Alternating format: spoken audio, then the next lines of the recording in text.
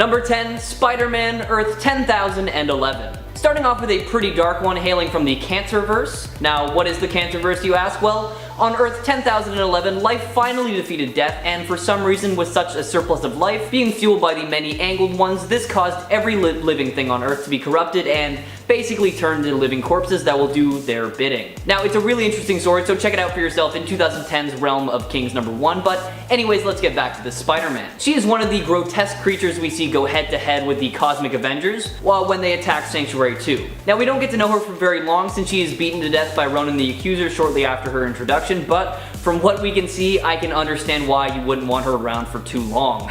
Possessing all of the proportionate powers of a spider, such as enhanced strength, speed, stamina, and reflexes, this Spider-Man also possesses spider-like fangs, arms, and a lower half, which they bring to the table, basically making them the spider equivalent of a centaur. So yeah, I really wouldn't want that charging at me at full speed. Check her out for yourself in her first and last appearance in 2010's Thanos Imperative #4. Number 9, Webman. Now, another one-off Spidey variant with not the most clever name in my opinion, but hey, who am I to judge? Webman is basically Spider-Man's evil mirror twin introduced to us when Spider-Man entered a room through a window and started looking at his reflection in a mirror. Now, what he didn't realize is that it was actually a one-way mirror, and on the other side was Dr. Doom, who jumped at the chance to use his twin machine to create a copy of Spider-Man. With all the powers of our friendly neighborhood hero, you would assume that this evil clone would be a formidable foe. However, he was created with the opposite traits of Peter, meaning he was actually quite stupid, and was not able to complete the task given to him by Dr. Doom. Realizing this, Doom attempts to create another clone of Peter, but his twin machine is destroyed before he could complete the task, and this led to his arrest. Now, it's actually unknown where Webman ended up. He could actually still be out there somewhere, probably trying to find his way out of a wet paper bag or something, I don't know. Either way, why not check out Webman for yourself in his first and supposedly last appearance in 1977's Spidey Super Stories #25. Number 8, Blood Spider. Alongside Joe Emberlin, aka Jagged Bow, and Timothy Carlskin, aka Death Shield, Michael Bingham was taken under Taskmaster's wing and trained to mimic Spider-Man in order to one day kill him. Although Michael possesses somewhat primitive tech compared to Peter, such as his web shooters that are attached to a backpack-like fluid holder, he is still not someone you want to mess with. Since he was handpicked by the Taskmaster to be Spider-Man's match, he was trained in the fighting style of Spider-Man, and it can be assumed that his powers were a close match to those of Spider-Man himself before he was even picked. Now, not a whole lot is known about how he obtained his powers, but Blood Spider has demonstrated superhuman reflexes and strength in many fights over the years. He's able to smash his fist into a wall without flinching, dodge bullets, and he has the ability to cling to walls like our wise-cracking webhead, but it's not known if that is through artificial or natural means. Created by Jerry Bingham and also named after him, take a look at his character for yourself, starting with his first appearance in 1992's Amazing Spider-Man #367. Number 7, Cyborg. On the apocalyptic Earth 2818, operating in the year 2099 AD, we have a slightly darker version of Peter Parker who, alongside his spider abilities, gains some cybernetic enhancements as well. Equipped with cybernetics covering most of his body, giving him stronger legs, metallic claws, enhanced vision, and even a sonic cannon for an arm, this Spider-Man does not come to play. Essentially, Cyborg was the perfect combination of Marvel Spider-Man and DC Cyborg, making him into one of the most powerful heroes in the Spider-Verse. Now, unfortunately, like many of the other strong alternate Spider-Men, Cyborg was immediately targeted by the villain Karn due to the threat that he posed. However, the superior Spider-Man appeared just in the nick of time and defeated the villain. Joining forces with the superior Spider army, Cyborg attempts to defeat Karn alongside the other Spider heroes, but is eventually destroyed by Deimos when the Inheritors invaded their home base on Earth 928. Now, that's all we know about this Peter Parker, which is kind of disappointing because he definitely has a badass backstory, otherwise he wouldn't have so many cybernetic enhancements. If you know anything more about this character, well, let me know in the comments below, but in the meantime, why not check out his first appearance in 2014 Superior Spider-Man #33. Number 6, Spider Carnage. Just so you all know, I'm going to be talking about the Spider Carnage that we see in 1998's Spider-Wars arc in the Spider-Man animated series. Ben Reilly, also known as Scarlet Spider, but not to be confused with Kane Parker, was a successfully cloned Spider-Man created by Miles Warren. Hating that there was a double of him out there, Ben bonded with the Carnage symbiote, creating the terrifying and powerful creature known as Spider Carnage. With all the powers and abilities of both Spider-Man and Carnage, Ben devastated New York and intended to wipe out pretty much all of reality, but thankfully he was somewhat stopped by the Spider-Man of different realities. Traveling to another dimension to try and unfold his plan there, he gains the support of that world's Kingpin, but is eventually attacked by one of the various Spider-Men once again. Our friendly Spidey realizes somehow, that Ben is not truly evil, he's just confused and hurt since both his Aunt May and Uncle Ben are gone. So he enlists the help of Earth's 31,198's Uncle Ben, who is able to appeal to the Peter within and calm down the beast. This unfortunately was not enough to unbind him from the symbiote though, and Ben Reilly decided to jump into an unbalanced portal, ultimately vaporizing both him and the symbiote. Now, even though this is an older storyline from the show, I highly recommend you check it out for yourself because it still holds up, trust me. So check out Season 5, Episode 12 and 13 of Spider-Man the Animated Series. Number 5. Pestilence. In 2005's Cable and Deadpool number 15, we see Deadpool dropped in Earth 5701, while on a search for Cable where the supervillain Apocalypse has conquered New York and then changed 4 superheroes into his horsemen, one being the Spider-Man of this world. Alongside Famine, who's the Blob, Death, who is Archangel, and an alternate Cable known as War, they all serve under Apocalypse and aim to protect him at all costs. Now, known as Pestilence, this 4-armed and 4-legged version of Spider-Man is not one you want to get close to, especially when you learn about his poisonous fangs and his hunger for human bones. Check him out for yourself and let me know what you think in the comments below.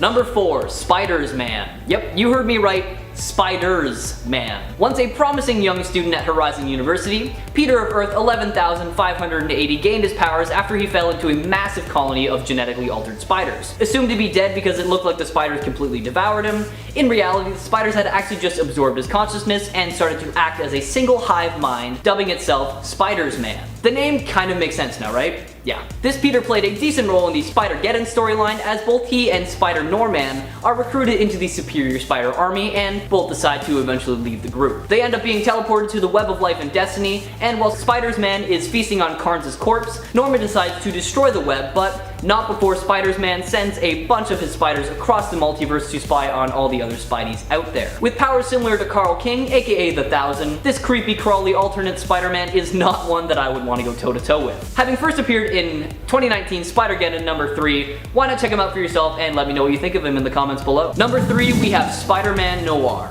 Raised by his Aunt May and Uncle Ben during the Great Depression, this Peter was raised to believe that good could triumph over evil no matter what. Now, gaining his powers after an antique spider statue breaks open and he is bit by a horde of spiders, he awakens the next day with these arachnid-like abilities, such as being able to shoot organic webs from his wrists, spider senses, and of course the signature superhuman abilities of every Spider-Man. Equipped with the signature Spider-Man Noir suit modeled after his uncle's World War I airman uniform, Peter stealthily moves about in the shadows, taking down baddies with his spider powers and revolvers. This Peter is pretty interesting because in the beginning of his career he seemed to have no problem killing villains, killing the Vulture before he could murder his Aunt May.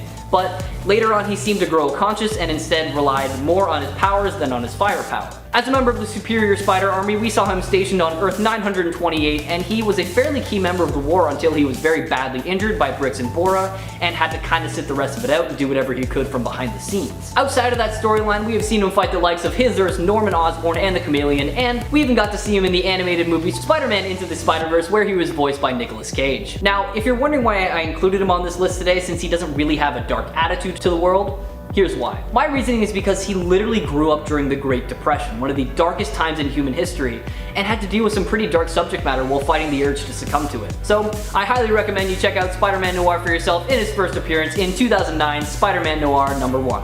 Number 2, Brian Kornfield. Born and raised in New York City of Earth 616, Brian Kornfield was a huge Spider-Man fan and wanted nothing more than to get in contact with him. However, after his mother was mugged and killed, his motives changed and he wanted revenge on not only the killer, but Spider-Man for not saving her. After coming in contact with Dwarf, he was granted powers similar to Spider-Man and became Spider-X. What sets him apart from our regular old Spider-Man is that Brian is not very easy on the eyes, as he possesses 4 extra spider-like limbs coming out of his waist and upper back. And he also has razor-sharp fangs capable of tearing someone to shreds. After hunting down and killing his mother's killer, he began taking out as many criminals as possible because he truly believed he was created to bring justice to the world. Fast forward a little bit and we see Spider-X fighting his last battle against the mutant Paralyzer, who was trying to recreate Zax, and he ended up succeeding. In the fight against Zax, all the heroes present came together and defeated the giant electrical being, but the explosion actually killed both Paralyzer and Spider-X, and unfortunately, we haven't seen either of them again since. Check out Brian Kornfield for yourself in his first and last appearance as Spider-X in 1993's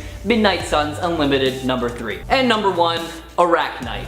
In the Warp World storyline that follows the life of Peter Parker, who lives in a pocket dimension where history was rewritten, we see Peter's Aunt May and Uncle Ben get murdered by the Goblin by night on their way back from the American Museum of Natural History. Critically injured, Peter gets bitten by a mystical spider and is linked to the totem energy of ancient spiders, granting him his signature Spidey powers and saving his life. However, there was a drawback. This connection shattered his mind into 4 separate personalities, and although he fought against them for most of his early life, he eventually learned to listen to them and allow them to come through whenever they were needed. These personalities are known as the Arachnid, who is the dominant aspect of Arachknight and is the most athletic persona, the Knight, who serves as Peter's aggressive side and is what keeps his crime-fighting side motivated, CEO Peter, who serves as the confident CEO of Parker Industries, and Science Peter, who is a working scientist with a strong passion for technology. Fighting crime as a member of the Defenders alongside Soldier Supreme, Iron Hammer, and Weapon Hex, Arachknight is a true hero through and through despite going through a decent amount of hardships. Give this story a read for yourself and check out Arachknight's first appearance in 2018's Infinity Wars number 3. Number 10. Symbiote Spider-Man.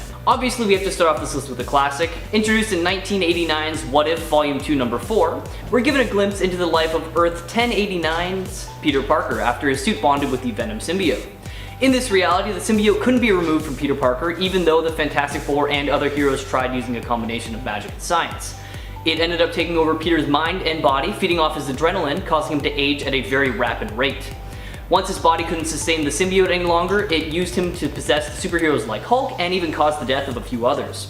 Free from the symbiote's control, it's then revealed that Peter Parker has now aged to 85 with not a whole lot of time left. He was later found dead by Mr. Fantastic, surrounded by research on how to kill the symbiote that he was once bonded to. Although it was out of his control, Symbiote Spider-Man was considered even worse than Venom, one of the most sadistic villains in the Marvel Universe, and unfortunately he never really got that redemption. Number 9. Peter Parker, Earth 9591. Now we're all familiar with the origin story of Peter Parker, spider bite leads to powers, leads to the birth of the friendly neighborhood Spider-Man, but have you ever wondered what it would look like if things took a bit of a different turn after that spider bite? Well, wonder no longer, because the 1995's Ruin number 2, we're actually introduced to a different Peter Parker who isn't so lucky. After being bitten by the radioactive spider, Peter develops a total of 0 powers and is instead infected with a mutant virus that ultimately leads to his death. This Earth never gets the chance to meet the hero Spider-Man, and instead they're given a rash and scar-covered Peter Parker who was forced to live the remainder of his life in quarantine so he wouldn't infect anyone else. I always wondered what would happen realistically after that spider bite, but man, I really didn't think it would be that dark. Number 8. Ghost Spider. Now, this is one of my favorite costumes in the Spider-Man PS4 game, so I had to add it to the list. On Earth 11,638, Peter's Uncle Ben wasn't ever murdered and actually helped him hone his skills as the Amazing Spider. Despite this, he doesn't always use his abilities and intellect for good, and thanks to the resources from his lab, Parker Technologies, the Amazing Spider found a way to bring over other Spider-Men from different universes and absorb their powers. After bringing Earth 616 Peter Parker into his universe, the Spider is convinced by him that what he's been doing isn't heroic at all. Then, when Ben is about to absorb Earth 616 Peter's powers, we see the Spider stand in the way and instead had his powers absorbed, putting his body into a comatose state and trapping his spirit in hell. Following the Sorcerer Supreme's fight with the Infernal Hulk, we see Peter given a second chance at life after he was infused with the spirits and powers of the repentant damned. Now possessing powers similar to Ghost Rider along with his Spidey powers, he awakes from his coma as the Ghost Spider and uses his second chance to correct some of the mistakes he's made already. Check him out in his first appearance in 2011's Amazing Spider-Man Annual number 38. Number 7. Scarlet Spider. The Jackal's first attempt at cloning Peter Parker, Kane Parker was initially thought to be a success, but later degenerated and became mentally unstable. Discarded by the Jackal but allowed to live, Kane left and soon realized that his degeneration had actually amplified his powers and made him stronger than Peter. Able to lift up to approximately 60 tons, Kane also outclasses Peter with his super speed, stamina, and Mark of Kane, which is an ability he has that allows him to severely burn someone through skin-to-skin contact. Kane's major introduction into the Spidey world was during the Clone Saga, where he was tricked into believing the real Peter Parker was actually the clone, and he was determined to eliminate Ben Reilly, the actual clone, so his quote-unquote clone could live the life he wasn't able to have thanks to the degeneration of his body and mind. Now that's all I'm going to say about this storyline, because he does have to do some pretty twisted things, and I genuinely think you guys should all read it for yourselves. Since then, Kane has toned down his evil intentions and has used his powers for good, going as far as dying during the fight with Deimos as a member of the Spider Army, but that didn't last for too long because he does eventually come back to life. Now obviously there is so much more I could talk about when it comes to this character. He is such a great one and there are so many layers to him. It was so difficult to condense it all down. So if you want to know more, let me know in the comments below and maybe we'll dedicate an entire video to Kane Parker. But for now though, check him out in his first appearance in 1994's Web of Spider-Man number 119. Number 6. Doppelganger. The evil, pretty much mindless duplicate of Spider-Man from Earth 616, this version of Spider-Man was created by Magus during the Infinity War. Although he was killed during the Infinity War, this 6-armed Spidey clone was later revived by the Demogoblin, becoming its pet for a while. Doppelganger appears a few more times after the aftermath of the Infinity War, teaming up with Carnage, Shriek, Carrion, and the Demogoblin during the infamous Maximum Carnage killing spree, and then is later seen as part of the Spider Army to help defeat Morlun and the other Inheritors. Unfortunately for him, after many adventures, the Doppelganger was eventually captured and imprisoned in the rebuilt Ravencroft. Possessing many of the same powers as the original Spider-Man, what really sets Doppelganger apart is his raw strength. Being able to lift up to 25 tons as opposed to the normal 10 that most other Spider heroes can lift. Why not check him out for yourself in Infinity War number 1. Number 5, Peter Parker, Earth 70,237. Many years into the future, we get a glimpse into the life of a retired Spider-Man who now spends his days working in a flower shop. MJ has already passed away due to radioactivity from what I guess I'll refer to as Peter's lovin'. You probably all know what I'm talking about, and there are actually no more heroes or villains around as a new merciless police force known as the Rain control the city. J. Jonah Jameson of all people is actually the one to convince Peter to take up the mantle of Spider-Man once again to free the city from the Rain. However, this has proven to be a very difficult task, as Mayor Waters does whatever he can to stand in his way. Facing off against the elderly Sinister Six, Peter learns to conquer his demons and truly begins his triumphant return as the friendly webhead. As he is a bit older than most Spider-Men, his reflexes are a little bit rusty and he is more vulnerable to attacks despite having his superhuman durability. After an all-out battle with Rain and Venom, who turned out to be Mayor Waters' assistant, Peter comes out victorious and the world goes back to the way it should be, full of heroes and villains. This version of Peter doesn't get to enjoy the return of heroes for long as he is murdered by Deimos, having his head crushed by Mary Jane's tombstone. If you're interested, check out this alternate Spider-Man in 2007's Spider-Man Reign number 1. Number 4. The Other. In the 2005-2006 storyline of the same title, we see Spider-Man begin a transformation to his wild side. Peter began having these strange symptoms and dreams of Uncle Ben and spiders. Thinking he might be dying, Peter threw himself more and more into his crime fighting, especially against the scientific vampire known as Morlun, as Morlun wreaked havoc by beating Spider-Man so badly that he ended up in the hospital, and also by smacking Mary Jane around. Peter got to the point where he just couldn't take it anymore and reached his limits.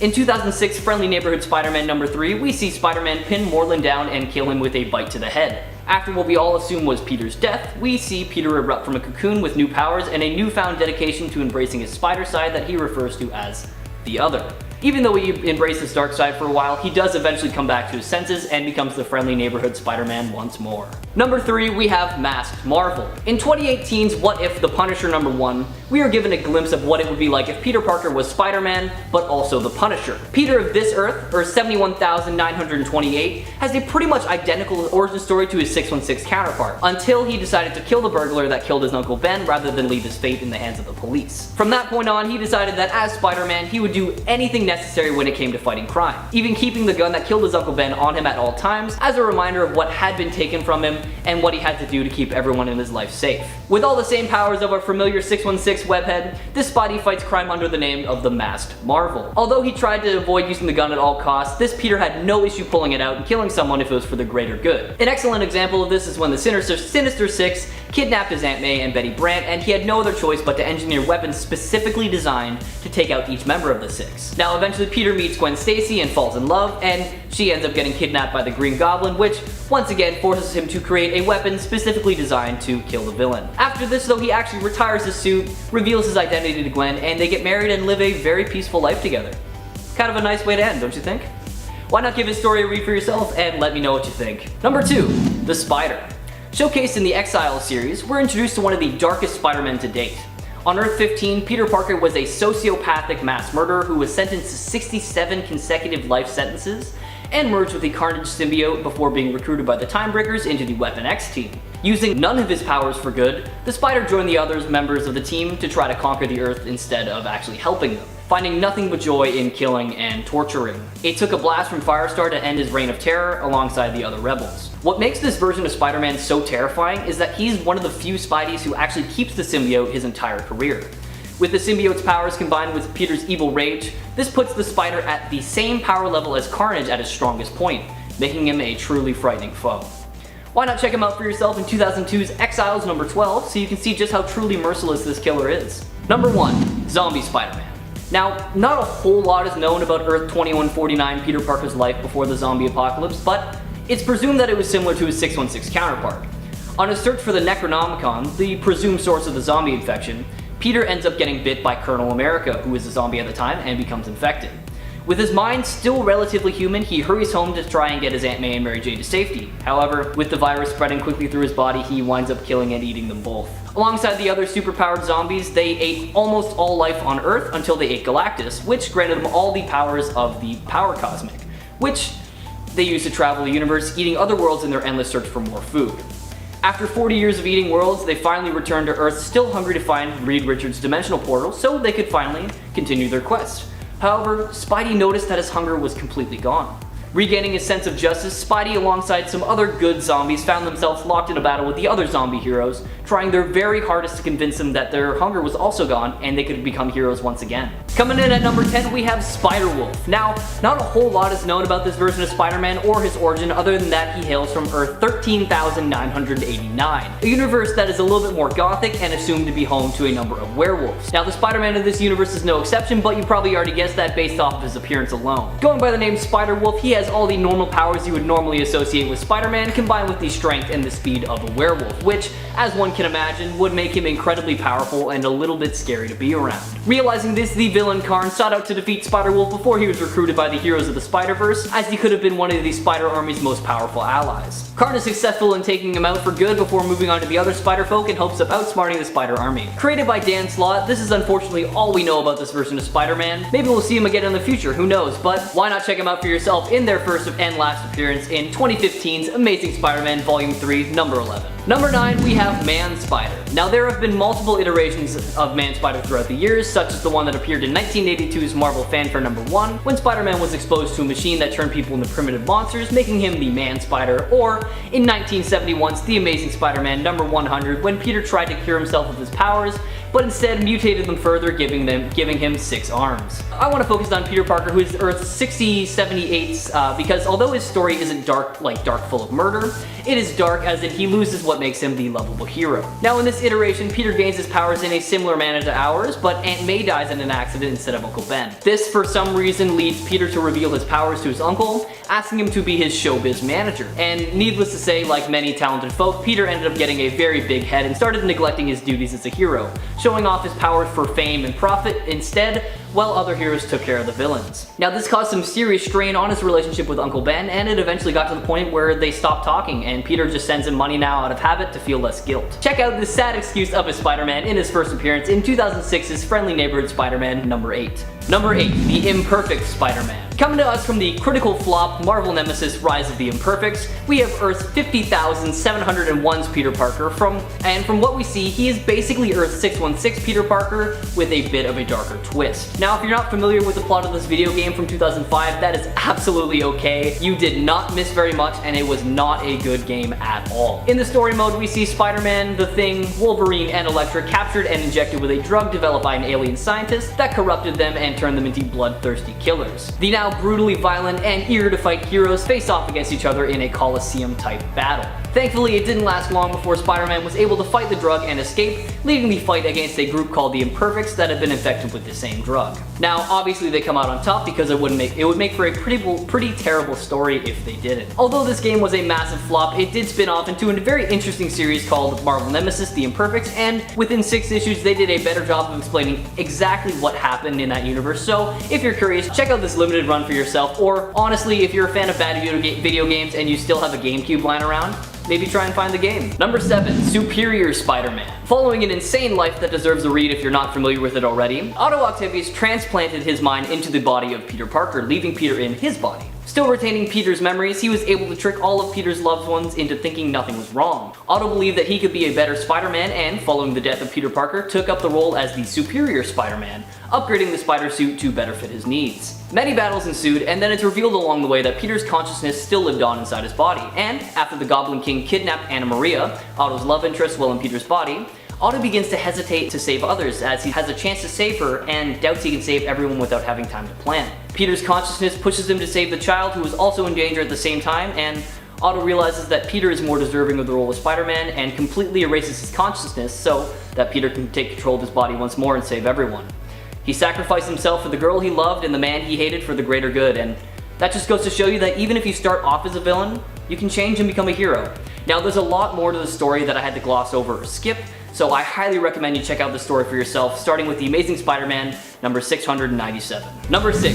Spidercide. Believing himself to be the real Peter Parker, this Spidey clone was specifically engineered by the Jackal to kill the real Peter Parker, Ben, Kane, and Mary Jane. As a clone, he possesses many of the same abilities the real Peter has, such as superhuman strength, speed, and wall crawling, and spider senses, but what really sets him apart is his complete control over his molecular structure. With this ability, Spidercide is able to extend his limbs, shapeshift, control the density of his body, and so much more. He actually uses this to simulate the artificial webbing used by Spider-Man by turning parts of himself into semi-liquid and just flicking it around. Adopting the name Spidercide after the Jackal jokingly said that this Peter would commit mass Spidercide for him, he actually followed through and once released a toxin in the air that killed 2,600 people across the state of Pennsylvania. Later, Skyer removes his clone degeneration factor after he betrays the Jackal, and good thing he does because that kept him alive for a little bit longer until he eventually fell off the roof of the Daily Bugle and was put in a stasis chamber, preventing him from ever being a threat again. First appearing all the way back in 1995 as Spidercide in New Warriors number 61.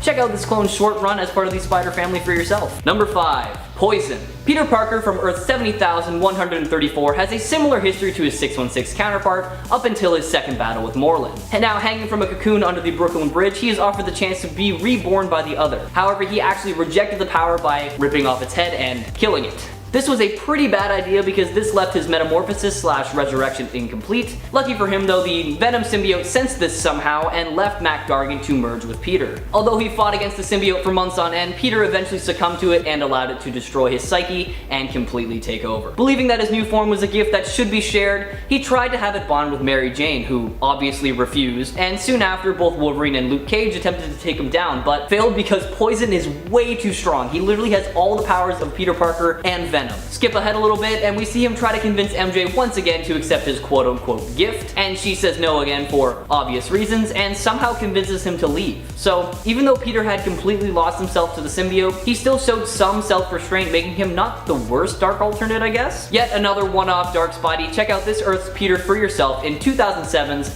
What If Spider-Man the Other number 1. Number 4. Webslinger. Originating from Earth, spelled E-U-R-T-H, there was once a young boy who was fascinated by spiders. And as a young man, he dared the journey into the mysterious Web Wood, a place filled with mysterious beings, to meet the mysterious Widow of the Web because he really just wanted to know more about spiders. Impressed by him, she used her magical abilities to give him all the powers of the Spider Kingdom with one condition attached. He could never use the powers for his own interest. Now, these powers weren't really too much to write home about considering spiders don't have too much going on for them. He really just gained extra limbs and web generating abilities. Not long after, his uncle was in trouble and the boy ended up using his powers to save him, which really angered the widow, causing her to curse the boy. From that day forward, he lived out his life as a monstrous looking spider-human hybrid. Deciding to isolate himself from society, the boy took up the name Webslinger and became the guardian of Webwood. However, despite all the good he does as Webslinger, he is still seen as no better than the criminals he fights due to his monstrous appearance. Give his story a read for yourself in 2000's Avatar Covenant of the Shield number 2. Number 3. Patton Parnel. Definitely one of the scariest looking Spider-Men, Patton Parnel has been described as a sociopathic version of Spider-Man who made the exact opposite decisions that Peter had. Growing up with an abusive uncle, Uncle Ted, Parnel was always a bit of a weird one as he found joy in experimenting on animals and perversely spying on his next door neighbor Sarah Jane. Like other Spider-Men, Patton was bit by a spider, however, his body's reaction to it was a little bit different. Instead of turning into a superhero, he actually gained the ability to turn into a spider-like monster and started to seek revenge on those who had treated him poorly, starting with his uncle. He eventually leads Sarah Jane to his house and reveals his new form to her, and needless to say, she was terrified and not at all impressed. And then after a bite to the neck, the next morning we see hundreds of baby spiders coming out of Sarah Jane's neck. Thankfully, Parnell doesn't stick around for too long, as just after 3 days of having his power, he is drained of all his life force by Moreland. Check out this twisted story in 2014's Edge of Spider-Verse number 4. Coming in at number 2, we have Last Stand Spider-Man. Now this version of Spider-Man is a possible future Peter Parker that we get to see thanks to Madam Web. In this future, Peter kills Kraven the Hunter to avenge the deaths of Kane and Maddie Franklin, and this sort of flips some switch in Peter because from that point on he was much darker and deadlier. Adopting a new costume and title as an anti-hero, this version of Spider-Man is kicked out of the Avengers for good and winds up hurting his loved ones so badly, leaving him all alone with no one to worry about. All of his quote-unquote heroic deeds do eventually catch the attention of the police, and he goes on the run as a fugitive. Years later, as an old man, Peter visited his Aunt May's grave, aware that his younger self was actually hiding in the shadows watching his every move. Peter was confronted by the NYPD, and though he was given the choice to surrender and admit to his crimes, he refused and fought against them until he was shot down and killed. Now, I know we've talked about darker versions of Peter that are okay with killing and whatnot, but what sets Last Stand apart is that he seems he eventually realized what he was doing was probably not the best, and he felt the only way to atone for his sins was to actually die. Now, I highly recommend you check the story out for yourself because it is a great read, so head on over to 2003's Amazing Spider-Man Volume 2, number 58.